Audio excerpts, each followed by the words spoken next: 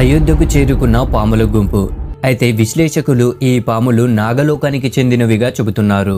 Friends, శ్రీరాముడి విగ్రహ ప్రాణ ప్రతిష్టాపన జరగబోయే ముందు మూగజీవులన్నీ ఒక్కొక్కటిగా అయోధ్యకు ఎందుకు చేరుకుంటున్నాయి? అసలు అయోధ్యలో ఇదంతా ఎందుకు జరుగుతుంది? మొదటగా గ్రద్దల గుంపును చూసి దానిని ఆ శ్రీరాముని మహిమగా భావించారు భక్తులంతా. ఆ తర్వాత జాంబవంతుడి వారసులైన ఎలుగుబండ్లు కనబడ్డాయి. ఇప్పుడేమో సర్పాలు. అయోధ్యలో జరిగిన ఈ అద్భుతం అక్కడి ప్రజలకు ముప్పుగా మారుతుంది. అయితే మనం ఈరోజు ఈ వీడియోలో శ్రీరాముడికి నాగులతో సంబంధం ఏంటి, అసలు ఎందుకని శ్రీరాముడి విగ్రహ ప్రాణప్రతిష్ఠాపన జరిగే ముందు అయోధ్యలో వేరువేరు ప్రజాతులకు చెందిన పాములు కనబడుతున్నాయి అనే అంశాల గురించి చర్చించుకుందాం. ఫ్రెండ్స్, మీరు నిజమైన శ్రీరాముని భక్తులైతే వీడియోని లైక్ చేసి జై శ్రీరామ్ అనే కామెంట్ చేయండి. 2024 జనవరి 22 సోమవారం రోజున అయోధ్యలో నవనిర్మితమైన ఆలయంలో జరగబోతున్న శ్రీరాముని విగ్రహ ప్రాణ ప్రతిష్టకై భారతీయులంతా వేచి చూస్తున్నారు. శ్రీరాముడి వేడుక జరుపుకోవడానికి ఏర్పాటులన్నీ ఎంతో ఘనంగా వైభవంగా జరుగుతున్నాయి. సో ఇక్కడ కొంతమందికి శ్రీరాముని విగ్రహ ప్రాణ ప్రతిష్టాపనకు జనవరి 22నే ఎందుకు ఎంచుకున్నారు అనే సందేహం కూడా రావచ్చు. నిజానికి చెప్పాలంటే జనవరి 22 ఒక సాధారణమైన తేదీ కాదు. జనవరి 22ను విగ్రహ ప్రాణ ప్రతిష్టకై ఎంచుకోవడం వెనుక ఉన్న రహస్యం తెలిస్తే మీరంతా ఆశ్చర్యపోతారు. ఎందుకంటే త్రేతాయుగంలో శ్రీరాముడి యొక్క జననం అభిజిత్ ముహూర్తంలో జరిగింది. అయితే జనవరి 22 సోమవారం రోజు మృగశిర నక్షత్రంలో అభిజిత్ ముహూర్తం వస్తుంది. ఈ కారణం చేతనే జనవరి 22ను శ్రీరాముడి విగ్రహ ప్రాణ ప్రతిష్ఠ కొరకు ఎంచుకున్నారు. ఈ శుభ ముహూర్తంలో శ్రీరాముడి విగ్రహ ప్రాణ ప్రతిష్టాపన చేస్తే ఆయన నిత్యం విగ్రహంలో కొలువై ఉంటాడని హిందువుల నమ్మకం. కానీ విగ్రహ ప్రాణ ప్రతిష్టాపన జరిగే తేదీ దగ్గర పడుతున్న కొద్దీ అయోధ్యలో ఎన్నో వింత విచిత్ర సంఘటనలు చోటు చేసుకుంటున్నాయి. కొన్ని రోజుల క్రితం అక్కడ గ్రద్దల గుంపు, ఎలుగుబండ్ల గుంపు కనబడితే ఇప్పుడు వేరువేరు ప్రజాతులకు చెందిన పాములు ఎక్కువ మొత్తంలో కనబడుతున్నాయి. పాములు విషపూరితమైన జీవులు అనే విషయం మన అందరికీ తెలిసిందే. కావున వీటి వల్ల అయోధ్య వాసులకు నష్టం వాటిల్లే ప్రమాదాలు కూడా పెద్ద మొత్తంలో ఉన్నాయి. ఈ పాములు ఇప్పుడు అయోధ్య ప్రజలకు ముప్పులా మారాయి. గ్రద్దలు, ఎలుగుబంట్లు రామాయణంలో శ్రీరాముడికి ప్రత్యక్షంగా సహాయం చేసి తమ భక్తిని చాటుకున్నాయి. కావున శ్రీరాముడికి వాటికి మధ్య అనువైన బంధం ఉంది.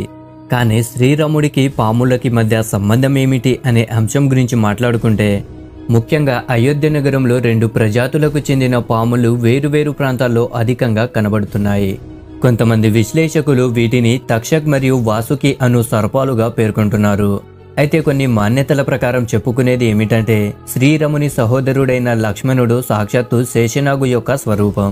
శేషనాగు, వాసుకి, తక్షక్ నాగు ఒకటే తల్లికి పుట్టిన బిడ్డలు. అంటే ఈ ముగ్గురు కూడా అన్నదమ్ములన్నమాట. వీరిలో తక్షక్ నాగు మరియు వాసుకి పాతాళ లోకంలో జీవిస్తే శేషనాగు మాత్రం వైకుంఠంలో విష్ణుమూర్తి పానుపుల ఉంటాడు.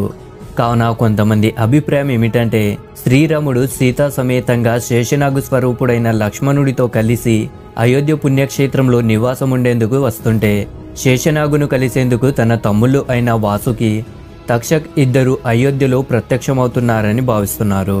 ఇక్కడ ప్రతి ఒక్కరిని ఆశ్చర్యపరిచే మరో విషయం ఏమిటంటే అయోధ్య క్షేత్రంలో ఒక పామును పట్టుకొని అడవుల్లో వదిలేసినా కూడా మళ్ళీ మళ్ళీ ఆ పాము శ్రీరాముని ఆలయ పరిసరాల్లో కనబడుతుందట.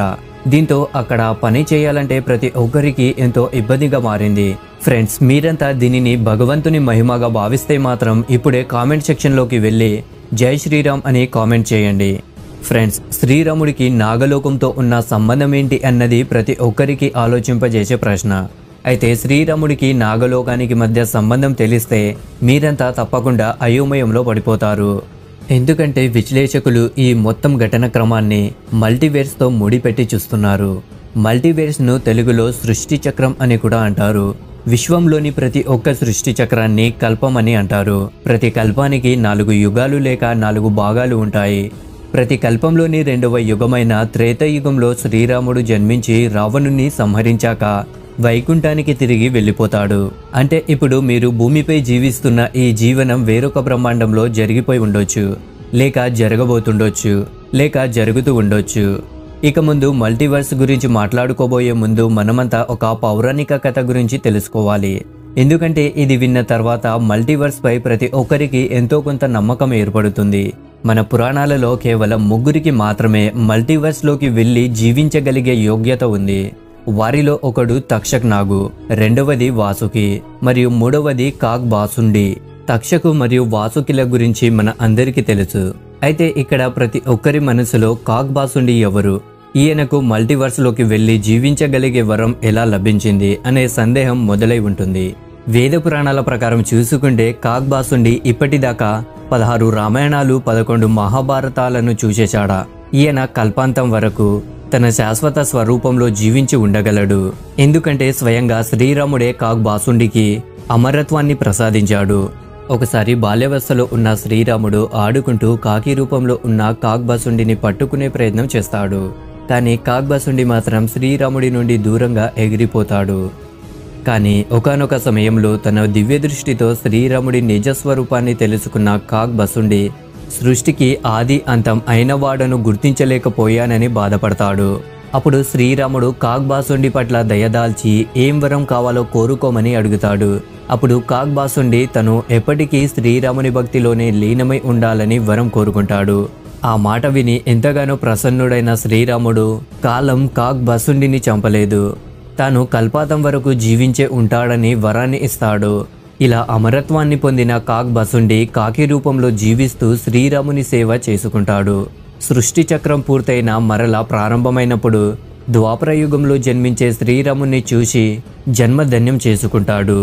నేడు కూడా కాగ్ బాసుండి అయోధ్యలో ఉండి అయోధ్యలో జరుగుతున్న శ్రీరాముడి ఆలయ నిర్మాణాన్ని చూస్తూ ఉండి ఉండొచ్చు కూడా. కాగ్ బాసుండి మరియు వాసుకి తక్షక్ నాగు తమ ఇచ్ఛానుసారంగా 3 లోకాలలో పరిభవించగలరు, టైం ట్రావెల్ చేయగలరు. కావున అయోధ్యలో శ్రీరాముడి విగ్రహ ప్రాణప్రతిష్ఠాపన జరగబోయే ముందు పాములు కనిపిస్తే వాటిని వాసుకి తక్షక్ నాగులతో పోల్చడం ముమ్మాటికి తప్పు కాదు. మనం ఇప్పటి వరకు చెప్పుకున్న విషయాలన్నీ విన్న తర్వాత కూడా కొంతమందికి మల్టీవర్స్ పై నమ్మకం కుదరకపోవచ్చు. అయితే రామాయణంతో ముడిపడి ఉన్నాయి కదా, వింటే వాస్తవంగా మల్టీవర్స్ ఉంటుందని నమ్మక తప్పదు. ఈ భూమిపై జన్మించిన ప్రతి వ్యక్తి ఎలాగైతే ఖచ్చితంగా ఏదో ఒక సమయంలో మరణిస్తాడో, అదేవిధంగా మానవ రూపంలో జన్మించిన భగవంతుని అవతారాలను కూడా ఒక నిర్ణీతమైన సమయం ఉంటుంది.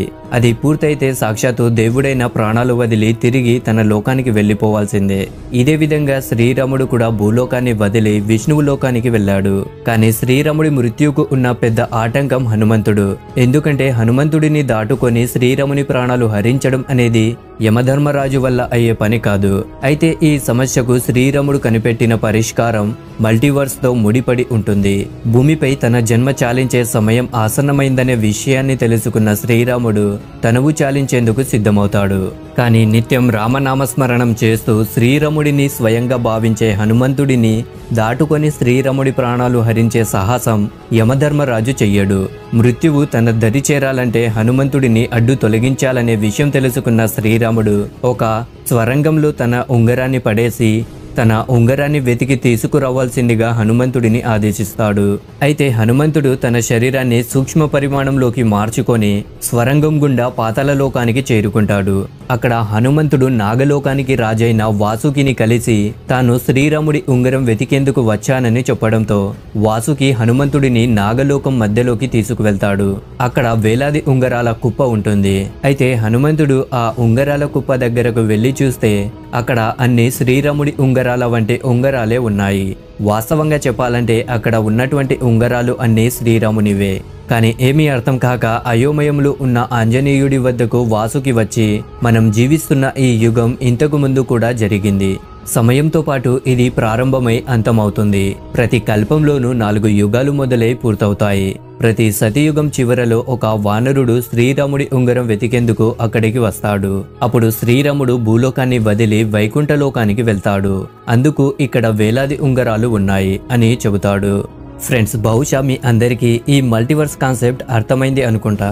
అయితే ఫ్రెండ్స్, ఈ ఘటన తర్వాత శ్రీరాముడు సరయూ నదిలోకి వెళ్లి జల సమాధి అయిపోతాడు. దాంతో అయోధ్య ఒక్కసారిగా ఒంటరిదైపోయింది. అయితే శ్రీరాముడి మృత్యువుతో చెదిరిపోయిన అయోధ్యను తన కుమారుడైన కుష్ పునర్నిర్మించాడని చెప్పుకుంటారు. కుష్ పునర్నిర్మించిన అయోధ్య నగరంలో శ్రీరాముడి 44 తరాలు రాజ్యమేలాయి. ఆ తర్వాత 14వ శతాబ్దంలో భారతదేశాన్ని ఆక్రమించుకున్న బాబర్ ఆదేశాల మేరకు మీర్ పాకి అయోధ్యలోని రామ మందిరంపై బాబ్రీ మసీద్ నిర్మించాడు. 1992లో బాబరీ మసీద్ను విశ్వ హిందూ పరిషత్ మరియు ఇతర సంఘాల వారు కూలగొట్టేశారు. దాంతో ఎన్నో సంవత్సరాల పాటు వివాదాలకు కేంద్ర బిందువు అయిన ఈ నెల 2019వ సంవత్సరంలో శ్రీరాముడి జన్మభూమిగా భావించి బాబరీ మసీదు ఉన్న ప్రదేశాన్ని హిందువులకు అప్పగించింది. ఇక్కడే నేడు శ్రీరాముడి భవ్య మందిరాన్ని నిర్మించారు. ఇలా 500 సంవత్సరాలుగా సాగిన ఈ ఘర్షణ 2019లో ఆగింది. సో ఫ్రెండ్స్, వీడియో మీకు ఎలా అనిపించింది? వీడియో నచ్చితే లైక్ చేయండి మరియు ఇటువంటి మరిన్ని వీడియోలు చూడడానికి మా ఛానల్ని ఇప్పుడే సబ్స్క్రైబ్ చేసుకోండి. Thank you friends, thank you for watching.